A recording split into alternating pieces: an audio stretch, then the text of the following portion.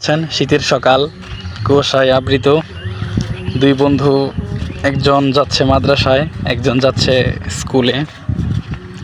ছোটবেলার শৈশব, ছোটবেলার স্মৃতি। ছোটবেলায় এরকমভাবে আমিও আমার বন্ধুদের সঙ্গে স্কুলে যেতাম। তাদেরকে দেখলে সেই ছোটবেলার স্মৃতিগুলো মনে পড়ে। আসলে ছোটবেলার সময়গুলোই ভালো ছিল।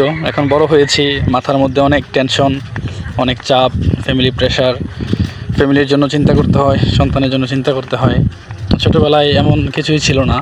তখন আসলে বিন্দাস একটা লাইফ ছিল।